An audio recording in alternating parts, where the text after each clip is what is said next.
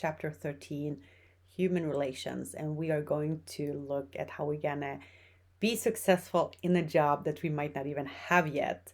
So, firstly, our topics are one, to be able to discuss resume writing tips and interviewing tips. And of course, you just Google that, there are millions of hits. So, make use of all of the online resources. Two, be able to explain the personality characteristics that can increase the chances for your personal career growth. Personality, not as easy to change as behaviors, but personality can change.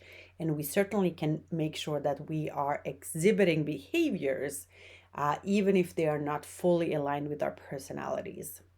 And three, to be able to explain why having a mentor can be an important part of your career growth. And I've talked about that in other videos.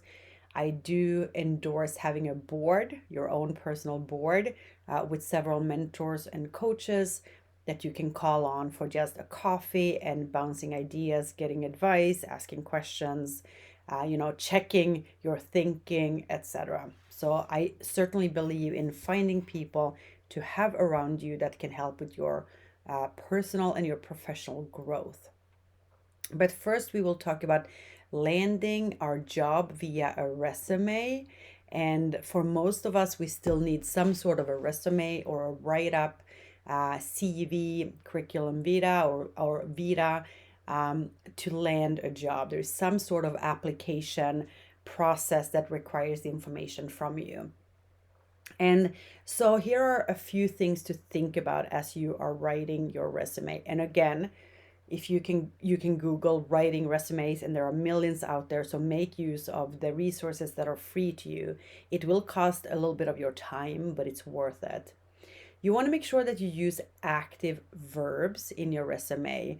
So not just stating what you did in a past position, but using words like managed, collaborated, worked with, analyzed. If you do that, this will make your resume pop. It makes it more interesting to read. And so just Googling, resume action verbs or active verbs for resumes will help you find of those verbs. Always be honest. There are studies that show that there is a lot of dishonesty on applications and resumes, but today with the technology that we have and reference checking, people will find out, right? So be honest. Do not lie blatantly and do not deceive on your resume. You don't want to do that. You want to make sure that you can back everything up. Consider what is in the job description or in the job ad and pull keywords from that, especially if we have AI or some sort of software that are doing the initial screening of the resumes. You want to make sure that you're replicating keywords so that your resume will get selected for further consideration. And then you want to make sure that you communicate to the company what you can do for them. A lot of the time we say, well, I want a job like this and I would thrive in a job like that. But that's not what the company wants to hear. They want to hear what we bring to them. How can we be valuable for them? So, what are your skills, abilities, sets of knowledge, competencies that you can bring to the company to make them more successful? That's what they want to hear. So after you have, prepared your resume, you submit it to the organization, ideally you will have an interview. And so we're going to assume that you have landed an interview. Congratulations to you. Interviewing can be very nerve-wracking because we are having to have a conversation with somebody that we don't know, and there's a lot at stake, right? There's a job that you want at the end of the line. So number one here, you want to make sure that you prepare, research the company, research the industry, look at their strategy, their mission, vision, values. Maybe talk to some people if you can, research the position, and make sure that you are ready with some questions for them, because they are going to ask you at the end of the interview. They're going to say, so what questions do you have for us? And so you want to make sure that you have good questions to ask. Salaries are always tricky. Sometimes they will bring it up. If they don't, do not bring it up. There will be a point in the selection process when salary is being discussed, and just hang tight and wait for that. If you have friends around, do some role playing, practice saying things out loud, practice talking about yourself. Find interview questions online and practice answering them. In bullet point number 4 here, you see that every answer to a question in the interview process should include some sort of an example. So don't just say that you have emotional intelligence. Say, I feel that my emotional intelligence is very high. For instance, when I work on teams, I make sure that everybody gets to have a say. I try to facilitate conversations. I pay attention to people's body language. For instance, in this one team project last year, XYZ, right? So always have an example that shows off your skills rather than just say that you have the skill. Of course, your phone needs to be turned off. You're not going to be on it at all. You make eye contact here in the United States. Prepare your knowledge, skills, abilities. What are you bringing to the position? So again, it takes a lot of prep work from you. You always want to be early, whether that is a face-to-face interview or whether you're doing it online or on the phone. Make sure you have phone numbers handy. Make sure you try your technology. Is it going to be a video call? Try the video, and make sure, if you can be on a laptop or a PC computer, that is better than your phone or an iPad, because you cannot access all of the functionalities via phones and iPads. So try to check that early and arrive early. And like we talked about in the last video, we want to make sure that we dress appropriately. And as a general rule, even though there are differences across geographic locations and there are differences across industries, it's better as a general rule to be overdressed rather than underdressed. No t-shirts, no jeans. Okay, so if you now have landed that job and you're starting off, congratulations. That is fantastic. So what can we do? And honestly, this entire course on human relations, if you go through it again, it tells you what to do on the job to be successful. It's not just enough to be a great accountant or a great CFO. You need to have people skills and you need to have good human relations. And so this slide lists some of the things that is important for success in organizations. So what I encourage you to do, as we are talking about self-assessment, right, and finding out your strengths and weaknesses on a scale from 1 through 5 or 1 through 7 or whatever numbers you like, you can just gut check yourself and pay attention to how you assess yourself on each of these, right? So motivation, are you low on motivation or are you high? Gut check yourself. How driven are you? How good are your social skills? Your active listening. Do you actually listen? Paying attention to people's body language. Again, for emotional intelligence, all of these pieces matter. Your written and your verbal communication, we talked about that in the last video. How you do emails, etc. It matters quite a bit. Your decision-making ability, your ability to work with people who are not like you. How are the team dynamics? How do you work with others towards goals? How do you handle conflict? Are you paying attention to your emotions? Can you manage them? Can you manage the stress that exists always in life? Are you ethical? Do you make the right decision in difficult situations? Do you show up with a positive attitude? Are you contributing? Are you not whining and complaining and gossiping? Do you set goals? Do you set goals for yourself? Do you set goals at work? And do you follow through with those goals? Do you set department goals or work towards the department's goals? Do you have one-on-ones with your supervisor? Do they know what you want? Gut check yourself. Identify opportunities for improvement. Make a plan for how to improve and go get it. Go get it. You can do it. I know you can do it. So what is in it for us as we are winding down and concluding this course? Wow, I can't believe it. It goes so fast. Human relation skills are foundational. They will help us deal with difficult situations, difficult people. We know that there will be difficult people everywhere. You're going to have a tough boss. You're going to have a team that's not easy to work with. Everybody is imperfect, including us, right? And so human relations and emotional intelligence matters. It's been shown to be twice as important, right? Twice as important to be successful at work as regular IQ. I always say that wrong. As regular intelligence, right?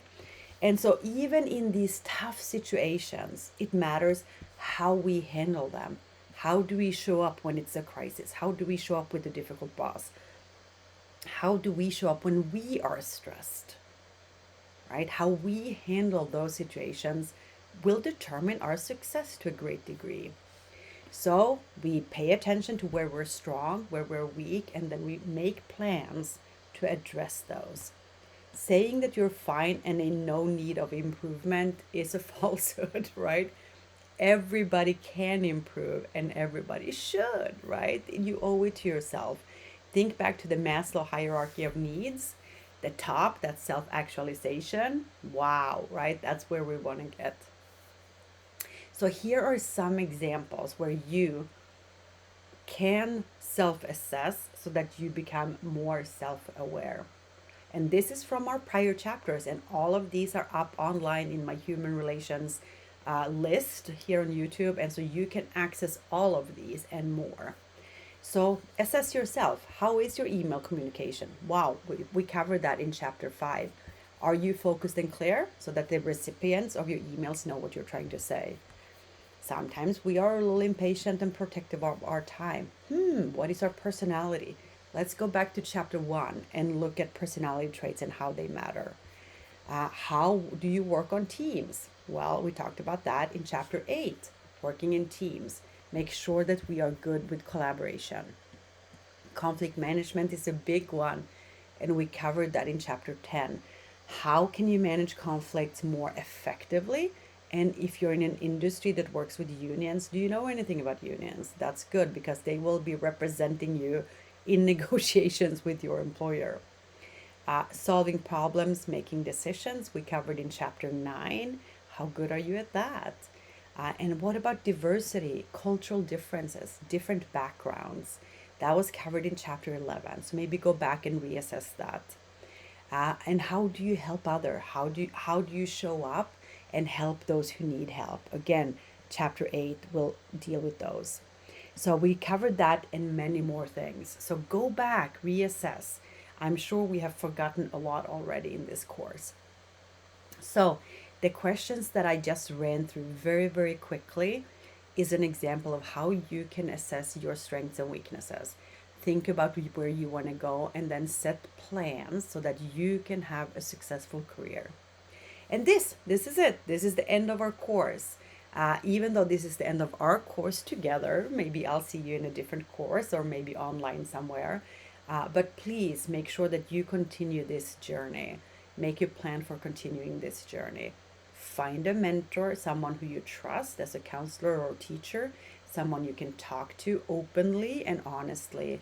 And then please, please, please continue your learning. It is so important that you keep picking up new skills, new knowledge sets, new competencies.